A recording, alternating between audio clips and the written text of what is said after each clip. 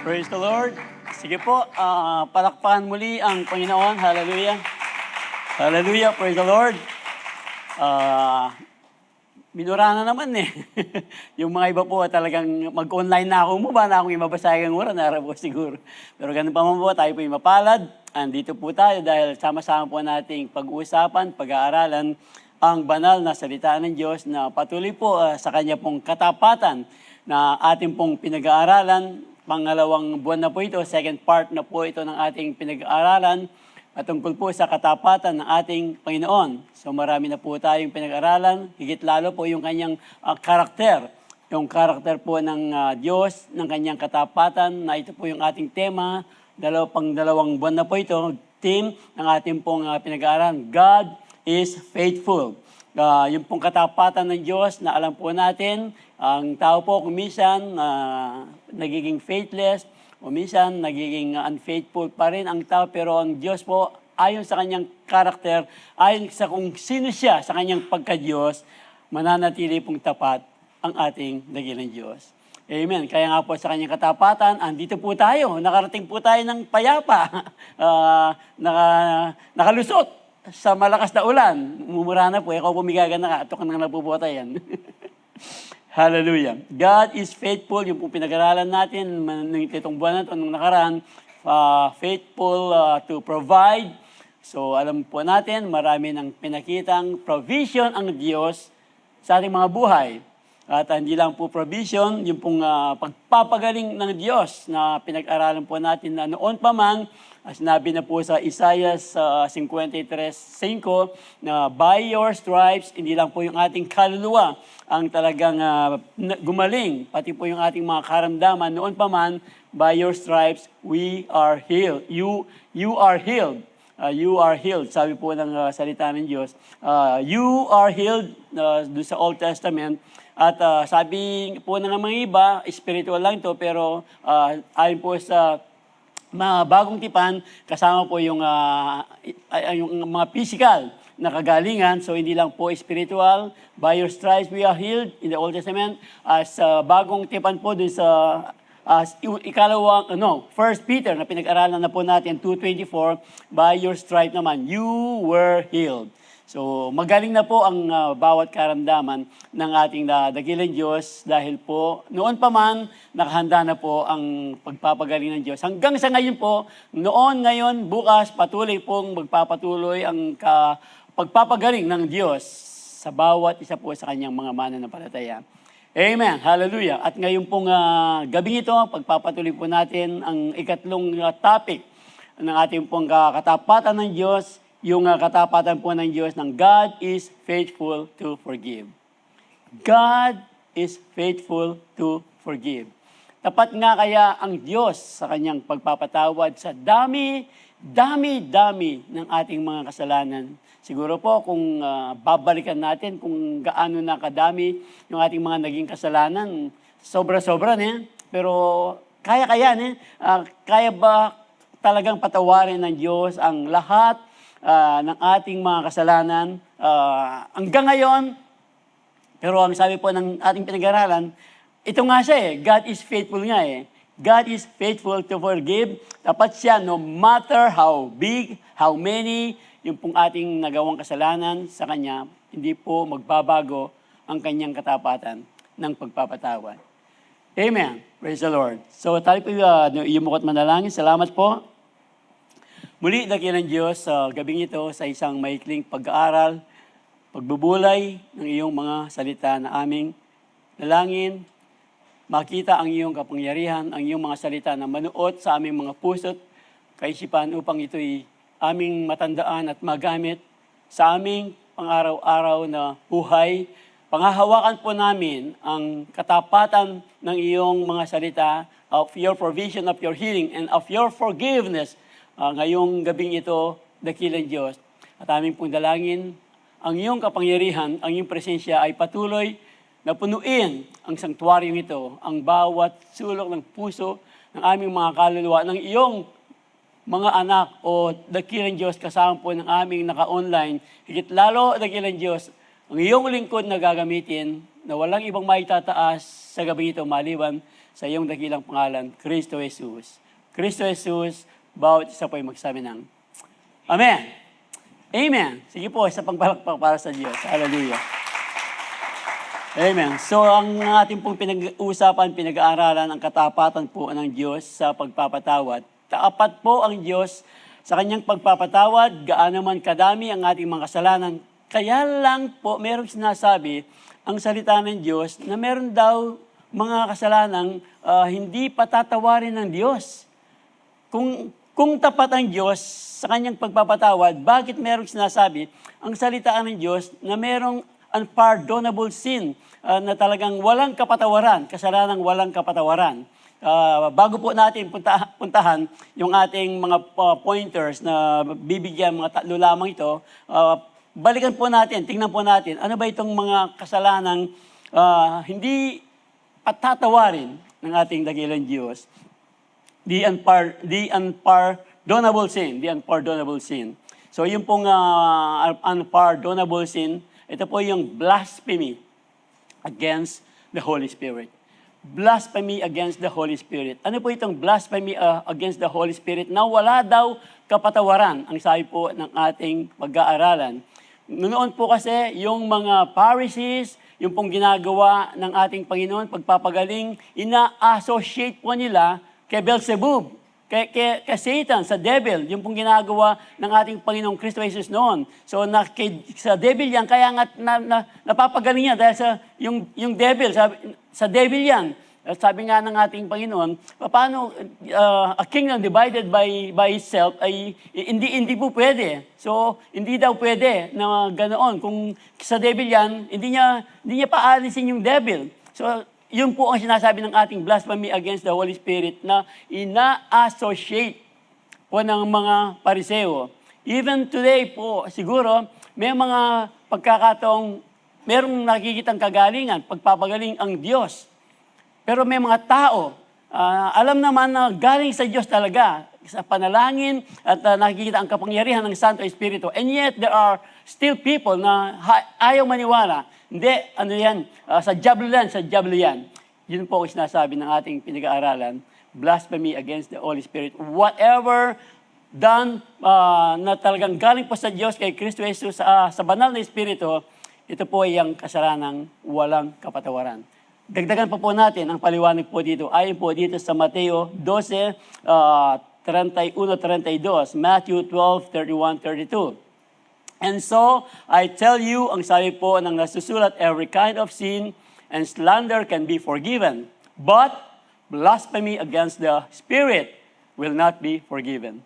Ito po yung ating binigyang paliwanag kanina. Blasphemy against the Spirit will not be forgiven. Anyone who speaks a word against the Son of Man will be forgiven, but anyone who speaks against the Holy Spirit will not be forgiven, either in this age or in the age to come. Ngayong panahon po na hanggang sa darating pang panahon, anyone who will speak against the Holy Spirit, kung gawa po ng Holy Spirit, associate mo yan sa diablo, wala pong kapatawaran ang kasalanan yun. Amen. So ito pong unpardonable spirit na sinasabi po ng ating pinag-aralan, sinabi po ito ni Jesus, unpardonable sin. Jesus talked about ongoing, yan. Jesus talked about ongoing willful rejection of the Holy Spirit's testimony about Jesus, not a one-time mistake or a slip. So hindi po isang beses lang, yung tuloy-tuloy na talagang hindi mo binibigyang halaga ang banal na Espiritu at patuloy mo itong ina-associate sa diablo ang gawa po ng banal na Espiritu. Yun po ang sinasabi ng ating pinag-aaralan, unpardonable sin.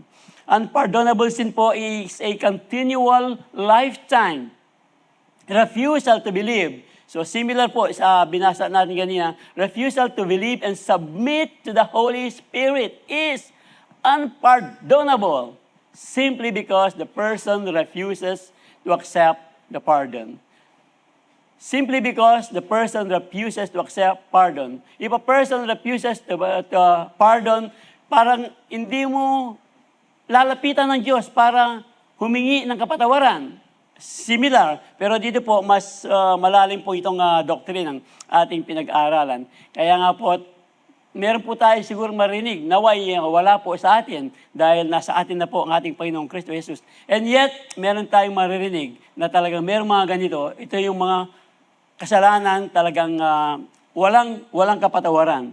Siguro po, mga ilang pointers lang po natin ang ating pag-uusapan. 3 pointers about why this was unpardonable. Bakit po talagang unpardonable ito pong ganitong uri ng kasalanan? Ito nga po, ulitin po natin, it is attributing the work of the Holy Spirit to Satan. Ayan, kaya sa diablo yan, kaya sa Satanas yan, kahit pinapatunayan ng talagang banal na Espiritu po ang may gawa, pero talagang attributing the work of the Holy Spirit to Satan. Continual unbelief that rejects the Spirit's witness. It's a settled state, not an accidental word. Siguro, accidental word, pwede pa, pero yung tuloy-tuloy, gaya po ng ating pinag-uusapan, talagang ito po yung kasalanan, walang kapatawaran. Kaya nga po, yung famous saying na sabi po, the only sin God cannot forgive is the sin of refusing to be forgiven. It's the sin that refusing to be forgiven. Kasi nga po, ganito na lang. Halimbawa, alam mo meron kang kasalanan, gusto mo ng kapatawaran, pero hindi mo ito ikukumpisal, paano kang makakatanggap ng kapatawaran? Guess na, nakuha po, so yung kasalanan hindi patatawarin ay yung kasalanan hindi kinukumpisal. Ito po yung sinasabi ng ating pinag-aaralan. The only sin God cannot forgive is the sin of refusing to be forgiven. Gaya po ng ating sinabi kanina, simply because the person refuses to accept the pardon. Ayaw niyang tanggapin yung kapatawaran. So, kung ayaw niyang tanggapin, paano siya makakatanggap? Di ba? Logic po, paano siya makakatanggap ng kapatawaran? Kaya nga, pero siguro po, if a person naman, meron pa rin siyang konting pagkaalala o worried. Baka kaya nagkakaroon ako ng unpardonable sin. Hindi kaya ako na ganito yung ganun ba? Yung para bang meron ka ng worry na baka meron ka ng unpardonable sin. Hindi pa rin talaga yon. Kasi po, pag nagwo-worry ka, ibig sabihin, meron pang conviction, yung Holy Spirit. Pag wala ng conviction, yung Holy Spirit, doon po talagang tuloy-tuloy ka lang i-associate mo yung gawa ng banal na Espiritu kay Satan. Pero kung meron ka pang, if a person is worried, they have committed the unpardonable sin, that anxiety itself is a proof they have not committed it. Because their heart is still sensitive to God, not completely hardened like the Pharisees' heart.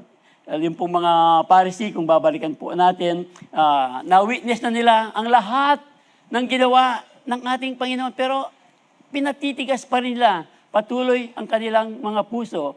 Hanggang sa, di ba, namatay si Kristo, nailibing, sila ay nabuhay na maguli. Ano po ang ginawa ng mga Pariseo? Kaya nga't patuloy po silang ina-associate. Gumawa pa sila ng paraan. Ano ba ang ginawa ng mga Pariseo? Di ba? Yung mga gwardya. Nilagayan pa nila yung mga gwardya. Kahit noon, uso na yung lagay-lagay. Noon pa.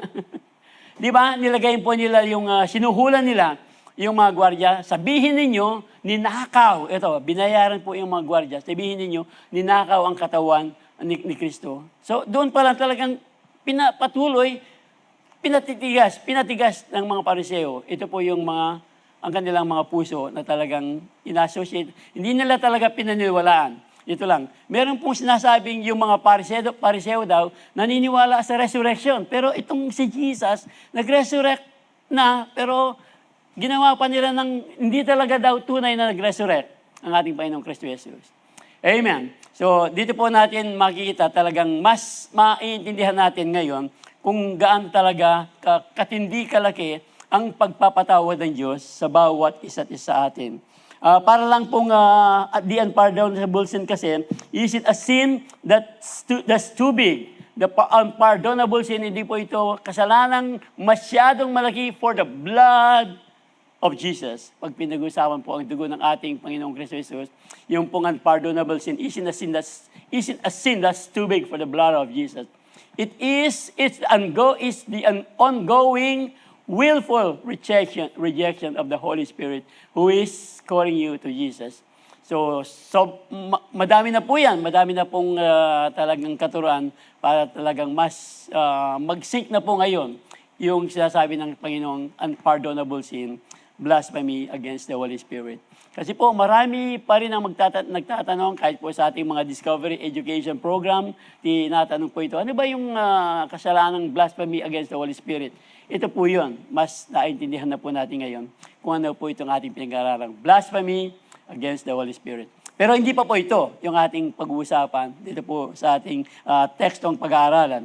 Dito po sa 1 John 1:9. Ito po yung sinasabi natin kanina, na yung mga kasalanang hindi tinatanggap, pag hindi mo tinatanggap na makasalanan ka, hindi ka mangungumpisal. Hindi ka mangungumpisal. At kung hindi ka mangungumpisal, wala kang marireceive na kapatawaran. Pero ito po yung kagandahan ng salita ng Diyos. 1 John 1:9, if we confess our sins, He is faithful. Kaya nga, faithful and just and will forgive us our sins and purify us from all unrighteousness. Hindi lang basta patatawarin. And lilinisin pa yung lahat ng ating mga karumihan. Ganyan po ang katapatan ng Diyos. Hinihintay lang ng ating Panginoon na tayo po'y lumapit sa Kanya nang may pagsisisi at igumpisal, igumpisal ang ating mga kasalanan na talagang tatanggapin natin na tayo nagkasala. Pag tinanggap natin tayo nagkasala, papunta na yun sa confession. At pag nag-confess po tayo, ang salita ng Diyos, siya po ay tapat. Siya ay tapat. Kaya nga, faithful. God is faithful to forgive. Kanino po? Kay Jesus, siya ay tapat para tayo patawarin. Hindi lang patawarin, linisin po tayo sa lahat ng ating mga unrighteousness, from all us unrighteousness. Amen. Praise God. So, confession po doesn't make God willing to forgive. Confession doesn't make God willing to forgive. The cross made Him willing.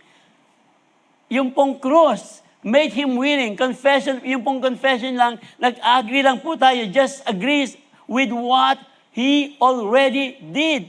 Na noon pa man po, nakahanda na ang pagpapatawad ng Diyos. Kaya nga, faithful siya. Inihintay lang po ng Diyos ang ating paglapit sa Kanya nang magpagsisisit, ikumpisal yung ating mga kasalanan sa Kanya.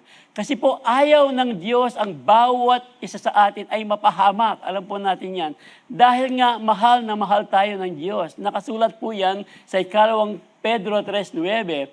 God is not slack, for 2 Peter 3:9. God is not slack concerning His promise. Gaya po ng iniisip daw ng marami. Siya po ay patient with you, not wanting to perish. Ayaw po niya tayong mapahamak. Ano po ang gusto niya? Everyone to come to repentance. Pagsisisit, ikumpisal sa Kanya ang ating mga kasalanan. And then, back to 1 John 1:9, He is faithful and just to forgive us our sins and to cleanse us from all unrighteousness. Amen. Praise the Lord. Magyari tayo ng muli. Pero wala pa po tayo sa point. Huwag muna. Kayo pa mumuli na eh. Mumuran pa po. Pata pong mamayari tayo, mayari na yung muran. Hallelujah. Okay.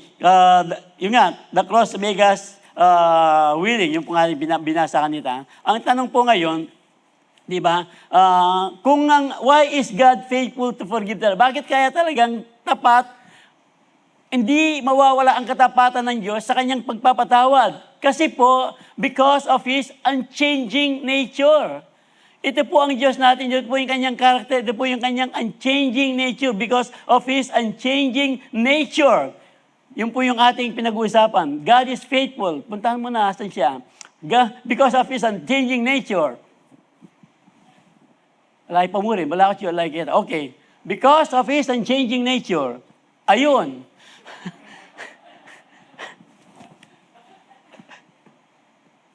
Why is God is faithful to forgive. Ito po yun. Dahil nga po, hindi po magbabago kung sino siya. Ito po yung kanyang nature. Ito po yung kanyang character. He is faithful to forgive because forgiveness is an extension of His unchanging nature. Extension po ito ng kanyang unchanging nature, not a reaction to how good or perfect we are. Wala po sa ating kabutihan. Hindi po, dahil perfect po tayo. When we ask for forgiveness, we are relying on His promise.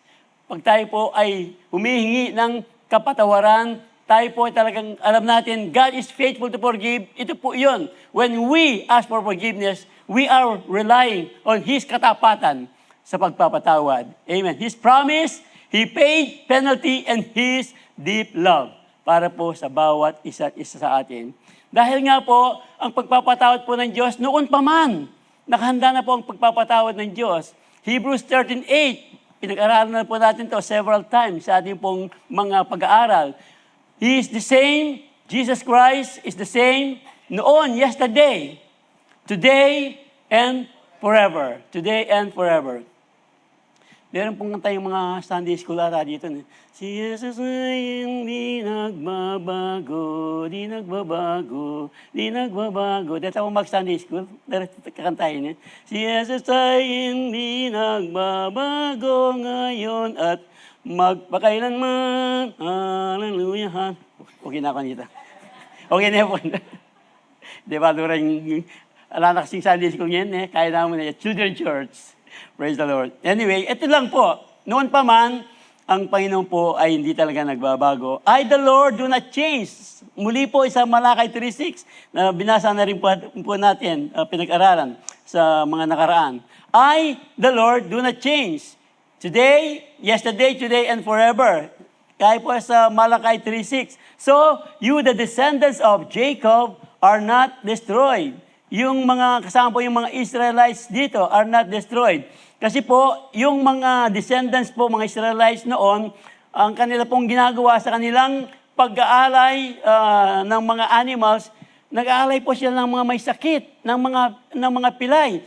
Dapat talagang sobrang magagalit ng Panginoon. Pero dito po sa ating pinag-aralan, hindi pa rin talaga nagbago ang Diyos yung kanya pong mercy, yung kanyang katapatan. Ang sabi po niya, are not destroyed. So you, balikan po natin, I the Lord do not change. So you, the descendants of Jacob, are not destroyed, mga Israelites. Kahit po talagang hindi nila binibigyang halaga yung pag-aalay ng kasalanan, o birth offering, different kinds of offering sa Diyos. Nag-aalay po sila ng may sakit, mga may depresya, pero talagang Micah 7:18, sige po. Who is a God like you, who pardons sin and forgives the transgression rebellion of the remnant of His inheritance. Siyempre, nagalit po ang Diyos, pero ito po yung maganda, sinasabi ng salita ng Diyos, you do not stay angry, ba? Nagagalit pala ang Diyos.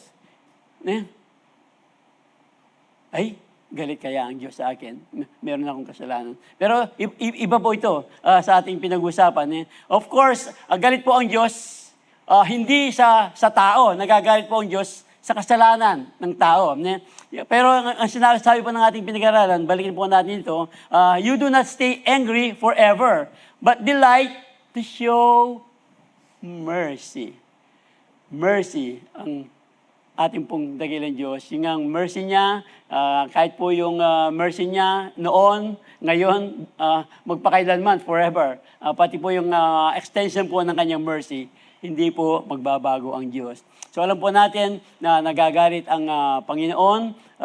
Siguro po yung galit ng Panginoon sa ating panahon ngayon, sa mga matandang tipihan, yung pong galit ng Diyos ay talagang bubuhos yan pagdating ng Revelation. Pag tapos po na po nung rapture, wala na tayo dito. Pero sobrang galit po ng Diyos sa mga tao. Sa Revelation po, ang sabi nga ni Pastor Manny, tuturo po niya yung eschatology. Sa Revelation, meron pong talagang nakakatakot po pag bumuhos yung galit ng Diyos. Meron pong uulan doon na mga yelong sinlaki ng isang kabang bigas. Ngayon lang, isa sinlagyan ng marble, talagang lawin ko mo, mamukol buntok. Doon po. Pero sa Revelation po, tayo pong mga mananampalataya, hindi na po tayo matatakot basahin yung Revelation. Dahil ito po sa mga hindi mananampalataya, pag nabasa po nila ito, nakakatakot talaga. Kasi po, during that period, 1/4 po ng mga tao ay mamamatay. At meron pang time na merong 1/3 of population. Marami po. Kung talagang makatakot, pero hindi na po natin naabutin yun. Na kayo po pa matakutan. Hindi po kayo tinatakot. Anyway, baka mapalayo tayo. Balik na lang po tayo dito.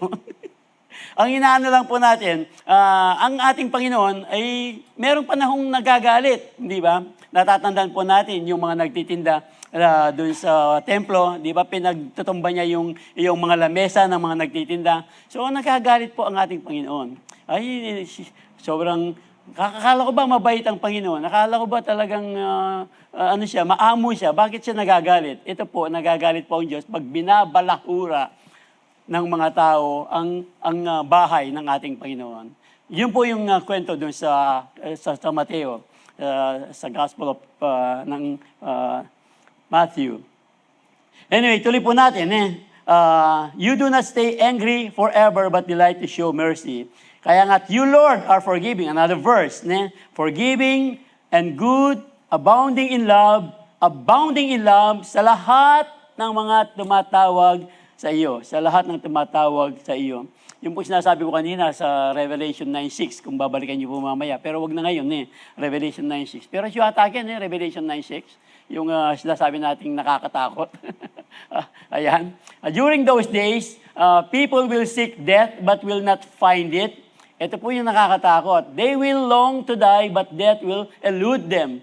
Kasi po, during that time, yung pong mga tao talaga, gusto na nilang mamatay dahil ano na po ito, talagang paghatol na po ng ating Panginoon, after na po ito ng rapture, wala na po tayo dito.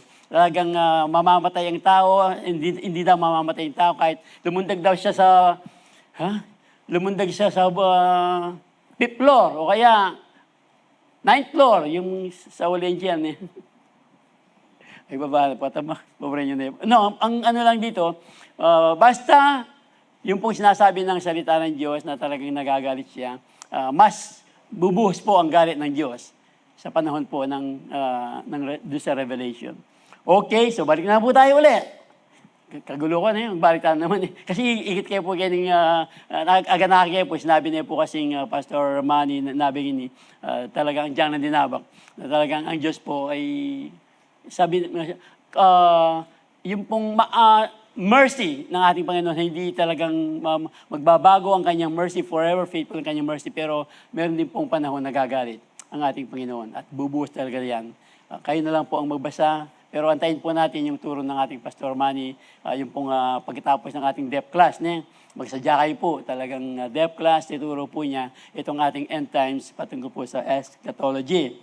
Okay, balikan po natin. We already learned these verses from the past sermon, gaya ng sinabi ko kanina.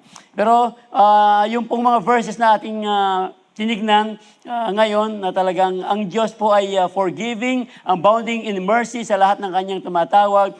And then another verse po, the Lord is compassionate and gracious, slow to anger. So, nakita po natin ngayon ang paghahambing na sinasabi ko po kanina na nagagalit ang Diyos. Pero ano siya, compassionate, gracious, and slow to anger, abounding in love. Slow to anger, you do not stay angry, so pareho po.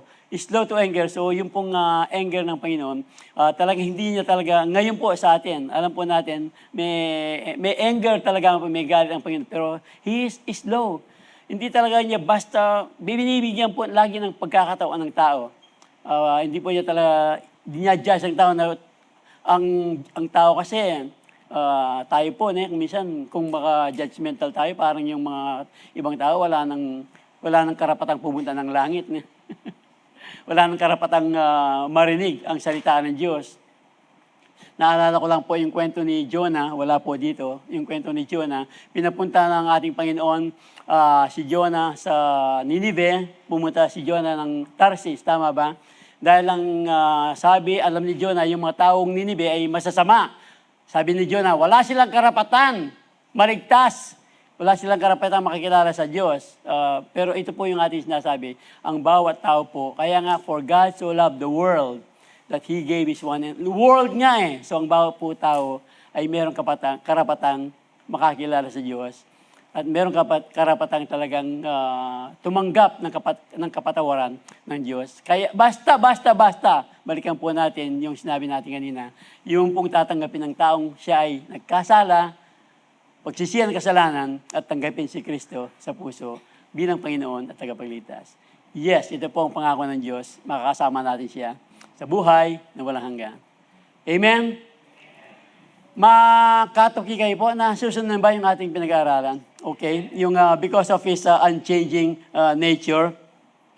The God who was merciful yesterday, merciful today, and still will be merciful tomorrow and forever. Kaya nga po, at ang Diyos po, wala po siyang, parang wala ako sa mood ngayon. Hindi muna ako mahabag sa iyo. Wala muna akong mercy sa iyo ngayon. Kasi wala ako sa mood. Sa tao lang po yun, pero sa Diyos, wala pong, hindi po moody-moody. Ang ating, hindi po naubos. Wala, ubos na yung aking pasensya sa iyo ngayon. Ubos na yung pasensya ko. Lumayas ka sa harap ko. Sa tao po yun, pero sa Diyos, hindi po naubos ang mercy ng ating Panginoon. Yung pong promise niya, forever and will keep forever, will stay forever po. Kaya nga po, kalawa po, bakit ang Diyos talaga ay faithful to forgive? Why is God faithful to forgive? Dahil nga, kalawa na po ito, because of what Jesus paid on the cross.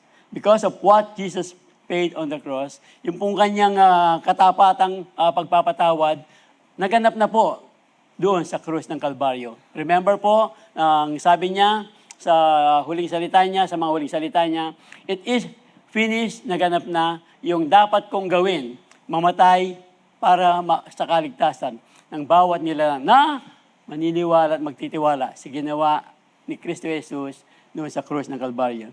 Kaya nga po, ito po yun, yung pinantubos po ng Diyos sa atin, pinatubos ng Diyos.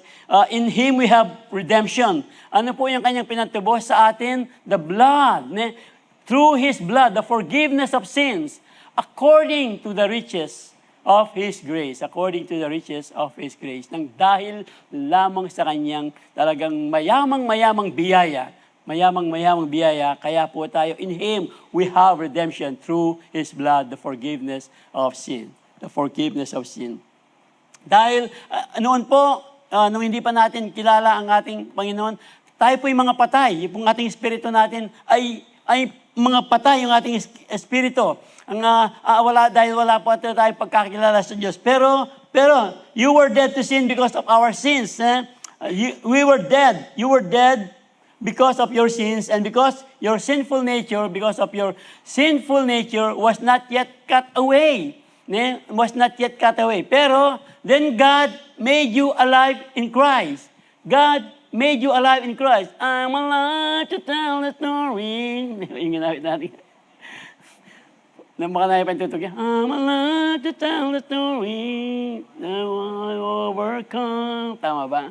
It's His goodness and mercy by the power of the blood. I'm so glad that but because of... Pulitan tayo po ito. Okay, praise the Lord. Then God made you alive with Christ. Praise the Lord.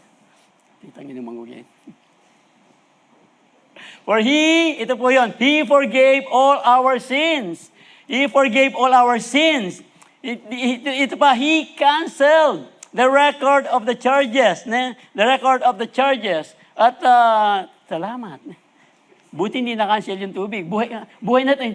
Hindi ito buhay. Yung dugo lang ni Jesus ang buhay. Thank you, Nak. Hallelujah. Nakaka-excite po yung mga salita ng Diyos. Ala pa pong matutod. Dito pong matutod, magsabi lang amen. Praise the Lord. Okay. So, balikan po natin na then God made you alive with Christ for He forgave all our sins. He forgave, pinatawad na. Hindi pa tatawarin, pinatawad na yung ating mga kasalanan. Noon pa man nung mamatay na ang ating Panginoong Kristo Jesus, doon sa krus ng Kalbaryo, He canceled the record of the charges against us and took it away by nailing it to the cross. And took it away by nailing it to the cross.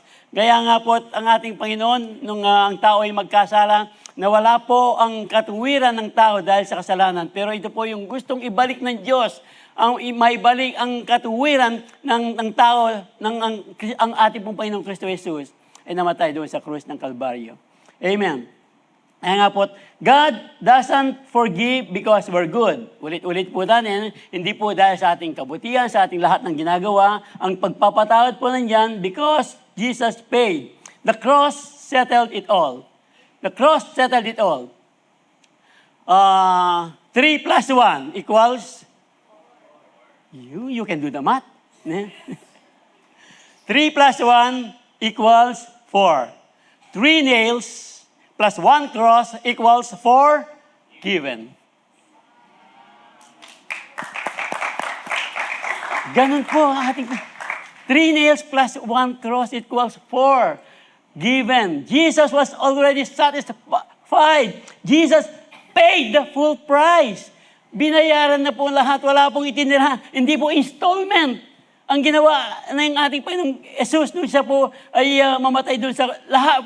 Paid in full na nga na yung pong ginawa ng ating. So God can forgive us and still be righteous.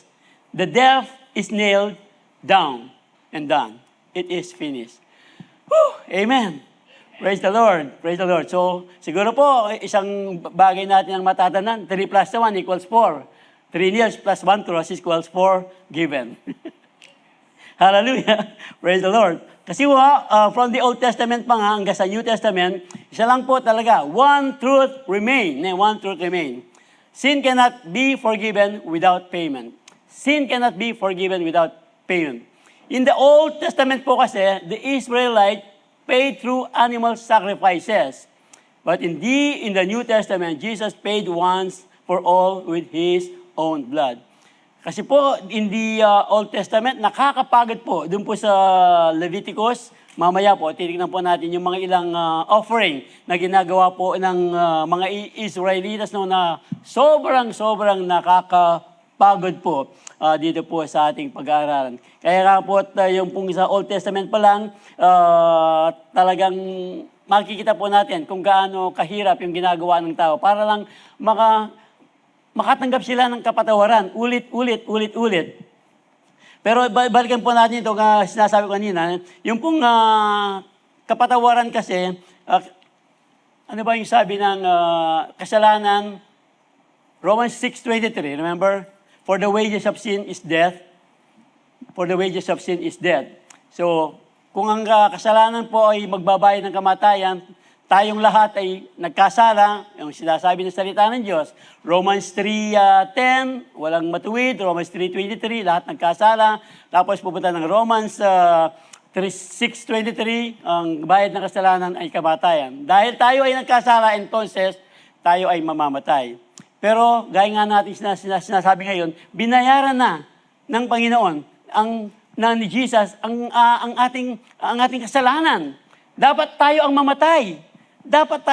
Pero meron pong Kristong namatay para sa atin, para lamang bayaran yung ating mga kasalanan. Kasi po, ang Diyos ay pag-ibig. Yes, pag-ibig siya, pero just din ang Panginoon. Kasi nagkasala ang tao, and therefore, magbabayad ng kamatayan ng tao. Pero ang tao, kahit mamatay siya, hindi niya pwedeng bayaran ang kanyang kasalanan.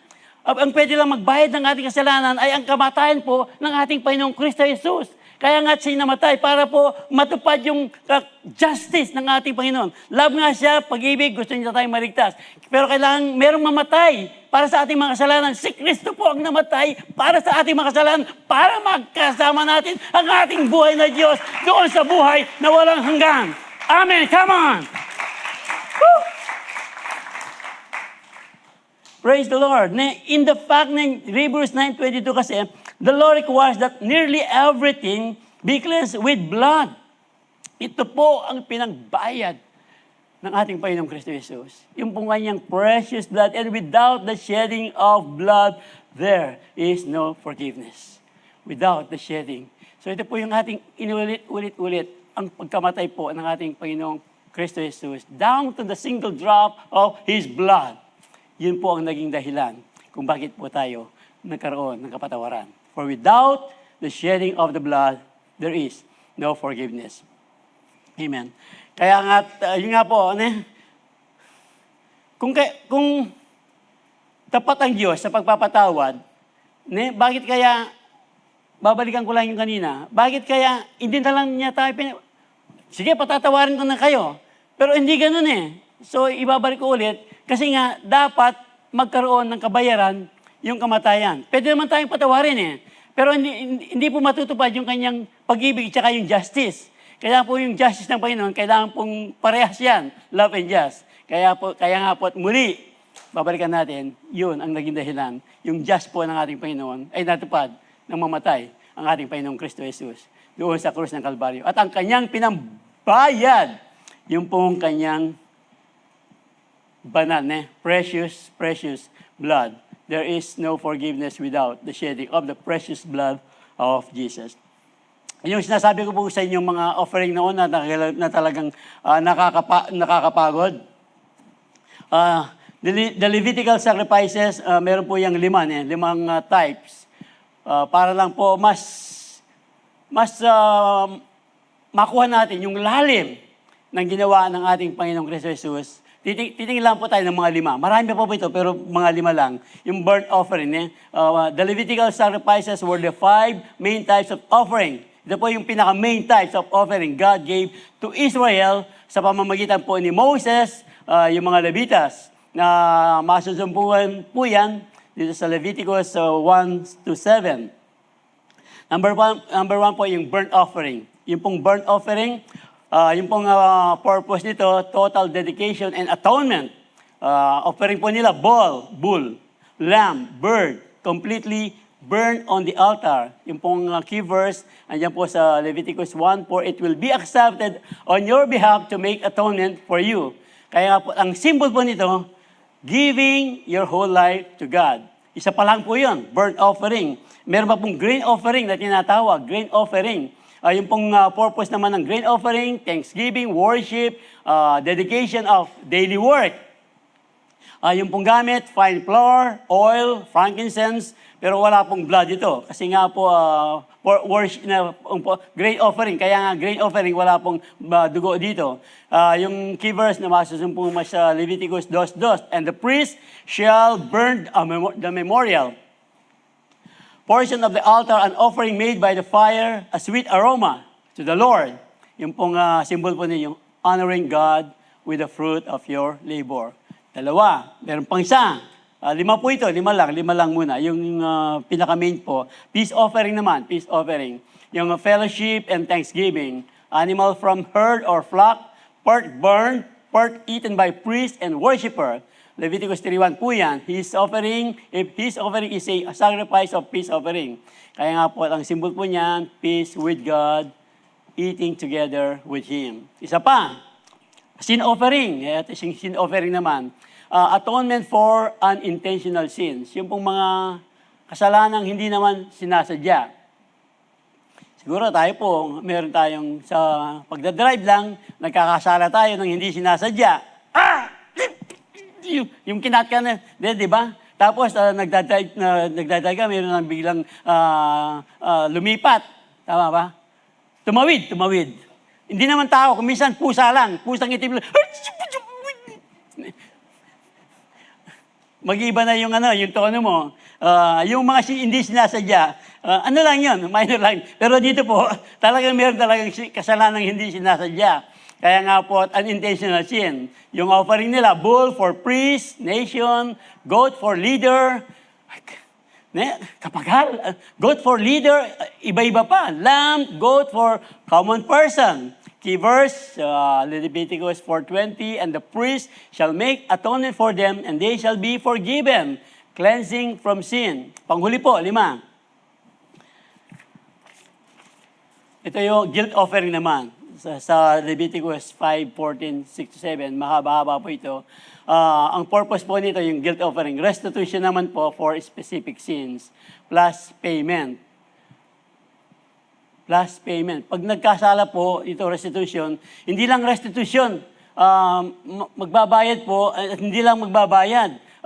Magbabayad po ng ram, payback what was owned, plus 20% extra.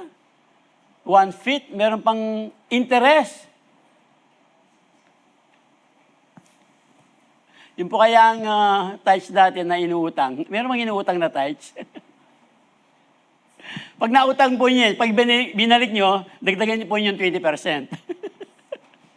Ito po yung sa Old Testament. Restitution for specific sins plus payment.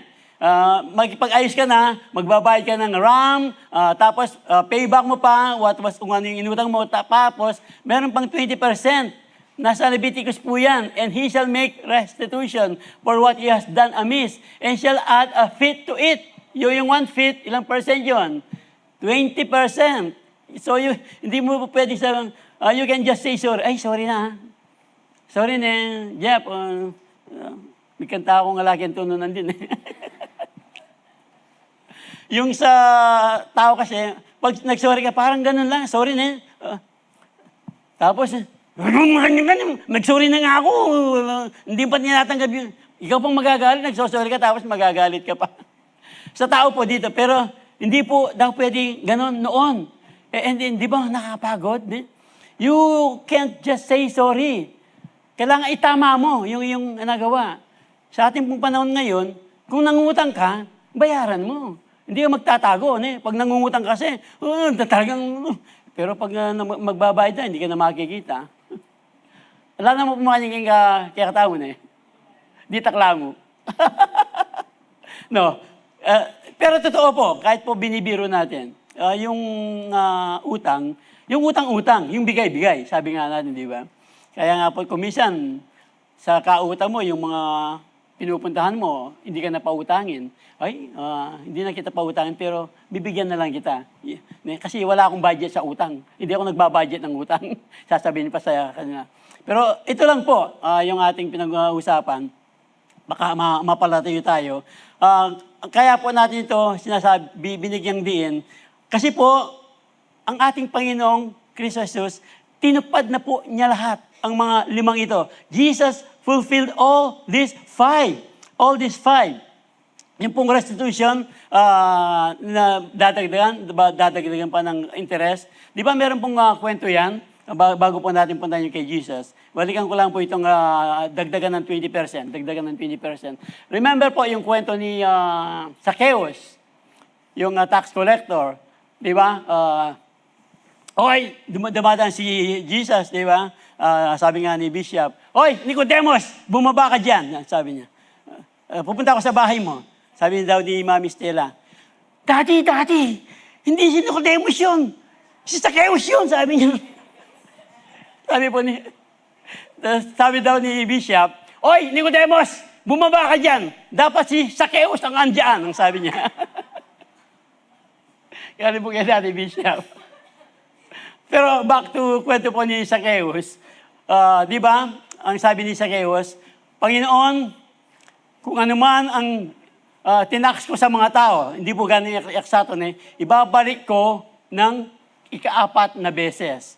At talagang ibibigay ko yung aking mga yaman sa mga pantutulong sa ibang tao. So, yung daw kinuha, kasi po yung mga si Zacchaeus tax collector, nagtatax yan. So, yung daw tinax niya, ibabalik niya ng 4 times. Ganito po yung ating sinasabi. Sa New Testament, in-apply na po ni Zacchaeus. So, kayo po, pag nangutang, sa mga lending investor naman, meron talagang interest yan . Di ba, pag nangutang tayo, kahit sa mga kumuha ng mga whatever, car loan, housing loan, may interest yan. Pero yung utang, siguro yung mga iba, basta kahit wala ng interest, bigay mo na lang. Di ba? Kasi sabi nila, ngayon naniniwala na ako sa forever. Forever. Meron pa na lang forever kasi forever na kitang sinisingil hanggang ngayon hindi ka pa nagbabayad. Balikan po natin yung kay ating Panginoong Yesus. Jesus, yung tinupad po niya ang lahat na ito. Kasi nga, yung total surrender, He is our burnt offering. Total surrender po ang ating Panginoon, He is our burnt offering. Perfect life, He is our grain offering. Ganito po, hindi kaya nga po, mas talagang maano po natin, ano ba yun? Malalasahan na. Tama yung malalasahan. Hindi naman talagang magagrasp po natin talaga na ito pong noon pa man, tinupad na po lahat ng ating Panginoon. Na perfect life is our grain offering. Makes peace with God, He is our peace offering. Peace offering. Bore our sins, He is our sin offering. Paid our debt, He is our guilt offering. Wow. Jesus deserves our hands offering po. Ang ating palakpak para sa Diyos.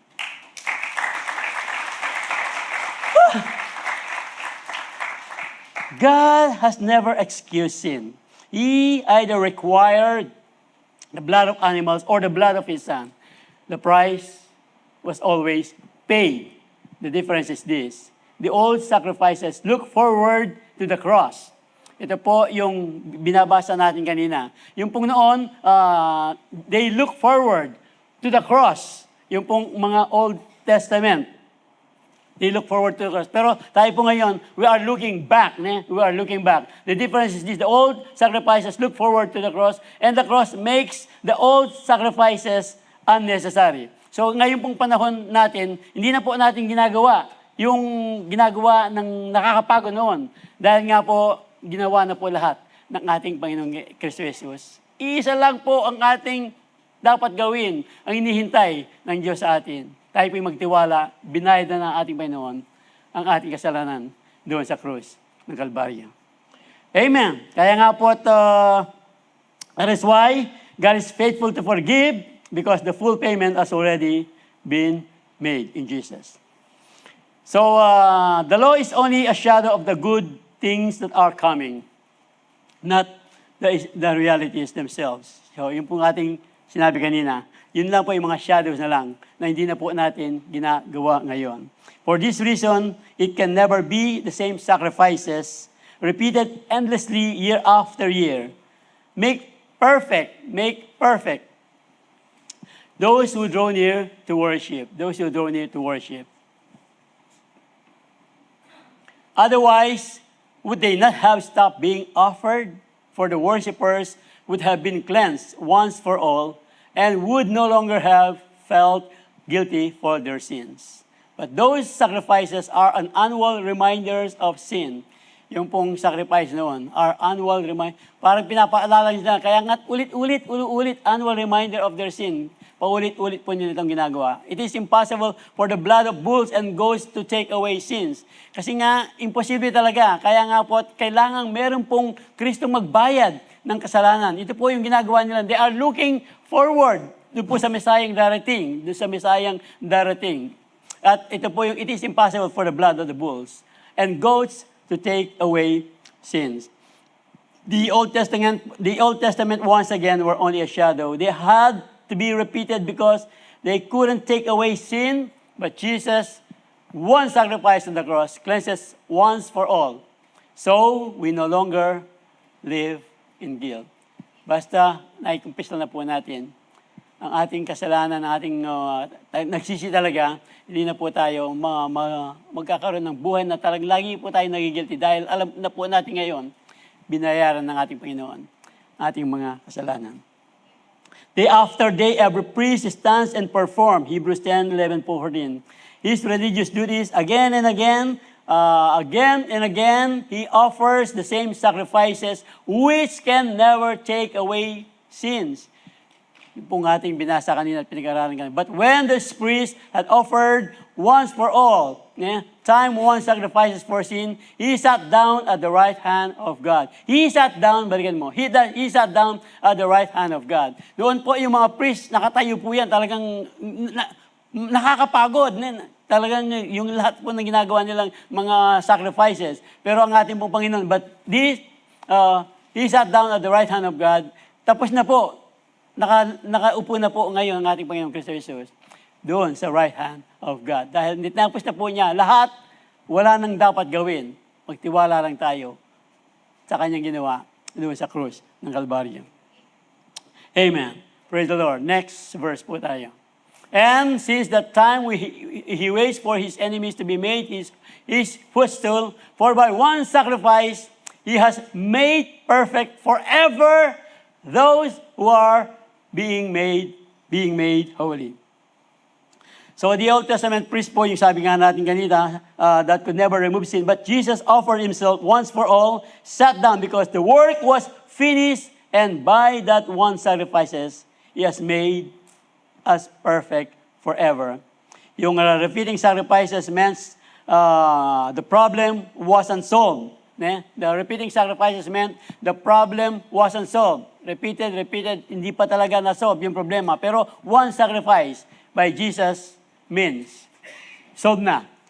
Yung lahat ng problema ng kasalanan, one sacrifice lang, solved na sa ating pong Panginoong Jesus. Okay, in conclusion, sa third point na po tayo magtatapos. Why is God faithful to forgive? Why is God faithful to forgive? Dahil nga po, yung kanyang, because of His love and desire to restore us. Wala pong ibang layunin ng Diyos para lang po ma-restore po tayo sa ating buhay ng makasalanan at ma-restore po tayo. Yung patay na espiritu, ma-restore po yan. Mabuhay po. Kaya nga, I'm alive to tell the story dahil lang po sa dugo ng ating Panginoong Yesus. Meron po tayong kwento. 5 minutes na ako mo? O okay ko pa? 5 minutes na. Meron po kasing kwento. Matatapos siguro ito ng 5 minutes plus 5 minutes. 5. Alam po natin yung kwento ni Gomer tsaka ni Hosea. One of the most heartbreaking love stories in the Bible. And ito po is actually a picture of God's love for us. Ang book of Hosea, sa Old Testament, written by prophet Hosea, famous po ito because it tells the prophet to use his own marriage as a real-life lesson. Totoong nangyari po ito. Real-life lesson to show how much God loves His people even when they turn away from Him.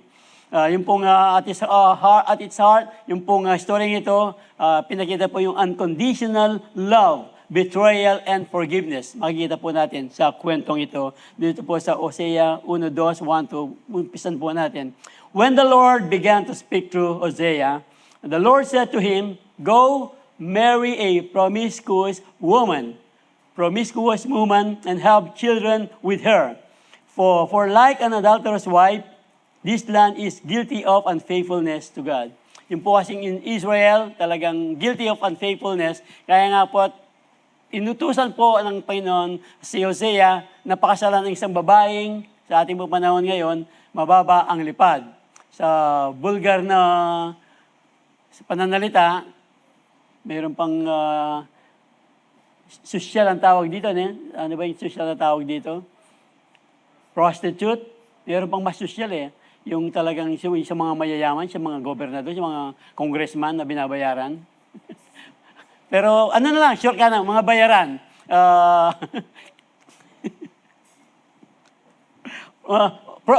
Promiscuous woman, prostitute, sa pong mabilisang salita, alam mo na, yung mga pokpok. Yan. Paliw na yan to. Bata na ita tayo. Okay.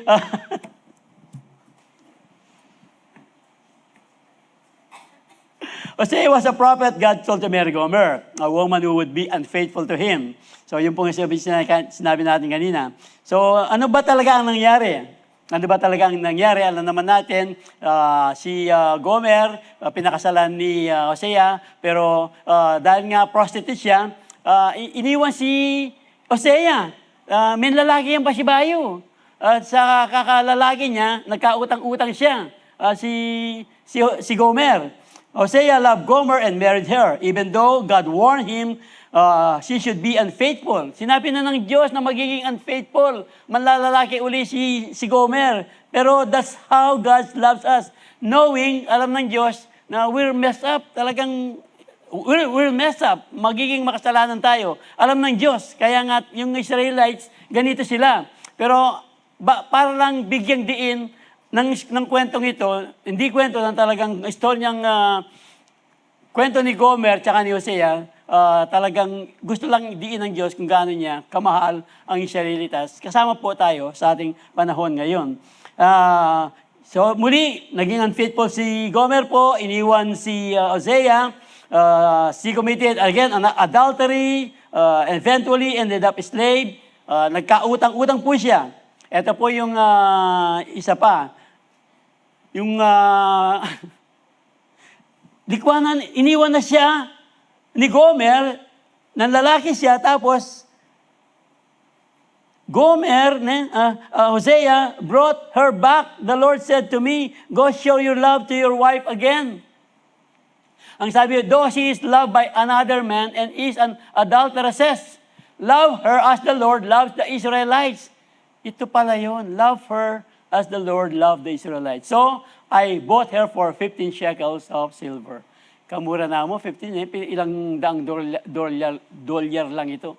Pero yung mga, ngayong ating panahon ngayon, 250,000. Ito, ilang thousand lang ito. Baka ma-viral pa tayo, ma-politics pa tayo. Dito na lang tayo. 15 shekels of silver. So, binayaran po ni Hosea yung amount, and then pinatawad siya ni Hosea, si Gomer, and he restored her. Kung si Gomer kaya, hindi talaga, pabayaan mo na ako dito, talagang magbababad na ako dito. Ano kaya mangyayari kay Gomer? Parang yung Israelites, pabayaan nyo na kami dito, Panginoon, talagang maglulublob na kami sa kasalanan. Wala po yun, di sa ano lang yun, illustration lang. Pero si Gomer po, nang redeem siya ni Hosea, sumunod po, sumama pong muli si Gomer kay Hosea. Ibig sabihin po, pag tayo po ay tinatawag ng Diyos, nasa sa atin po, meron pong babalik pa tayo sa Diyos, maniniwala pa tayo patuloy sa kanyang magpapatawad, sa kanyang katapatan. So meron pong ginagawa, meron pong kailangan gawin ang tao para po talagang maranasan po niya ang tunay na pagpapatawad ng ating Panginoon. Kaya nga po dito sa ating pinag-usapan, ang ibig po sabihin dito, Hosea represents God, who is a loving and faithful husband. Gomer represents Israel, who acts like an unfaithful wife. So, adultery represents idolatry. In the Bible, when people worship false God, like the Canaanite god Baal, it is like cheating on God. Israel took all the good gifts God gave them and thanked fake idols instead. Siguro po sa ating panahon ngayon, when we put other things like pera siguro, or yung mga ibang kind of idols, sinasabi po ng ating pinag-aralan, nagiging idolaters pala tayo. Nagiging mangangalunya pala tayo when we commit adultery by putting other things other than God. Ito pala yung sinasabi ng ating pinag-aralan.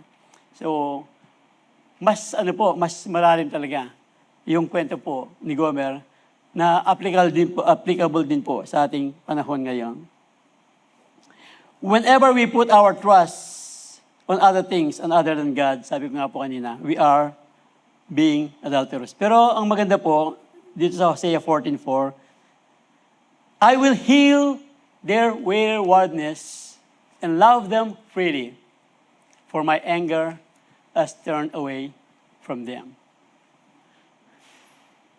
Basta pala bumalik po tayo sa Diyos, maalis po yung anger po ng Panginoon ay was turned away from them. Gomer's story shows the depth of our sin. Hosea's story shows the depth of God's grace. Wow! Hosea's story shows yung lalim po ng biyaya ng ating Panginoon. We keep running, pero God keep pursuing. Even when we're at our worst, God says, I will pay to bring you home. I will pay to bring you home. So that's exactly what Jesus did on the cross. Yun po talaga ang ginawa ng Diyos sa Ephesians 1:7. He redeemed us sa pamamagitan po ng kanyang banal na dugo. And all of this as a gift from God who brought us back to Himself through Christ. And God has given us this task of reconciling people to Him. For God was in Christ, reconciling the world to Himself, no longer counting people's sin against them. No longer counting people's sin against them. And He gave us this wonderful message of reconciliation. So we are Christ's ambassadors. God is making His appeal through us. We speak for Christ when we plead, come back to God. We were all separated from God. Noong una po, sa ating pong pagkasilang, of course, ang pagkasilang po natin bilang mga bata, nasa Diyos pa tayo. Mga bata po na hindi pa nakakakilala ng kasalanan, sa Diyos pa yan. Pero over time, habang nagkakaisip ang tao, nakakakilala ng bata, lumalaki, nagkakaisip, namumulat sa kasalanan at nahiwalay sa Diyos. Pero dito po, ang sabi ng ating pinag-aralan, gusto po ng Diyos, bumalik tayo sa Kanya sa pamamagitan po ng ating pagtanggap ng ating mga kasalanan, pagsisisi ng mga kasalanan, at pagtanggap na ang Kanyang dugo nga ang siyang nagbayad ng ating mga kasalanan. God's faithfulness to forgive is a mission. Through Christ, He already reconciled the world. Sa pamamagitan po ni Kristo Jesus, He already reconciled the world to Himself, and now He's pleading with every person. He's pleading with us. Come back to God. No sin is too big because His love is bigger. Wala pong malaking kasalanan. Kung tayo man ay nagkakasala pa, wala pong malaking kasalanan. Mas malaki po ang ating Diyos. Ang Kanyang pagpapatawad ay mas malaki. Come on! Hallelujah. Praise the Lord. God is faithful to forgive because of His unchanging nature, because of what Jesus paid on the cross, because of His love and desire to restore us. Last verse po, Jesus said, ito po yung maganda, Jesus said, Father, forgive them, for they do not know what they are doing. Yun po, hindi pa nila alam ang kanilang ginagawa. Pero ngayon po, alam na natin ang ating ginagawa. Alam na natin sa mga panahong tayo ay talagang nagkakasala nang hindi sinasadya. Pakatandaan po natin ito. Pero ang Diyos po, lagi po siyang andyan. Lagi niya po tayong hinihintay. Balik-balikan po ang ating Panginoon dahil lagi po siyang tapat. Lagi po siyang tapat sa kanyang pagpapatawad. His faithfulness to forgive is proven at the cross, and His heart is for all people to be reconciled to Him. I would like to end up with this story po. Bago po tayo tumanggap ng banal na hapunan. Meron pong discovery, si Ron Wyatt. Ayon po sa kanyang discovery, natagpuan daw po ang Ark of the Covenant sa isang kuweba, doon sa ilalim ng kuweba. Nandun daw po yung Ark of the Covenant, yung mercy seat. At doon po sa kanyang discovery, napag-alaman po na meron pong dugo doon, na to yung dugo, at yung dugo yon pinatest po sa lab, at napag-alaman po ng mga professional, yung pong dugong yun, matagal na, over 2,000 years, tuyo na yung dugo, pero nung test po nila sa lab, buhay yung patak ng dugo, doon sa Ark of the Covenant. Bakit po? Ano po ang nangyari? Dahil po sa kanilang discovery, napag-alaman po nila na yung Ark of the Covenant was buried right at Jerusalem where Jesus died on the cross of Golgotha. Nandoon po ang Panginoon sa kanyang pagkakapako, tumulo ang kanyang dugo at nagtuloy-tuloy po, nagkaroon po ng earthquake. Remember? Nagkaroon po ng earthquake at ayon po sa kanilang discovery, meron daw pong dugong tumulo hanggang doon sa Ark of the Covenant. Hindi ba nakakamangha ang Diyos?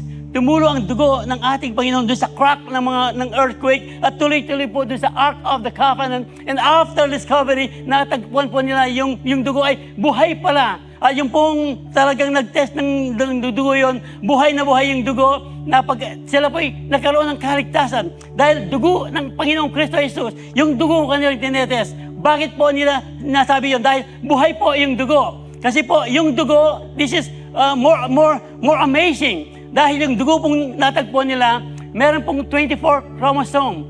24 chromosome only. Pero yung isang baby po ngayon, dapat 46 ang chromosome.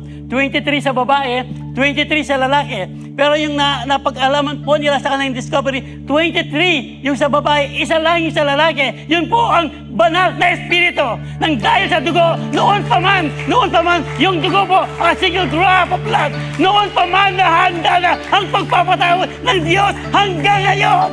Hanggang ngayon nahanda po ang pagpapatawad ng Diyos sa atin. Buhay po tayo ngayon. Buhay ang ating mga kaluluwa. Dahil buhay ang ating Diyos. Hallelujah! To tell the story how I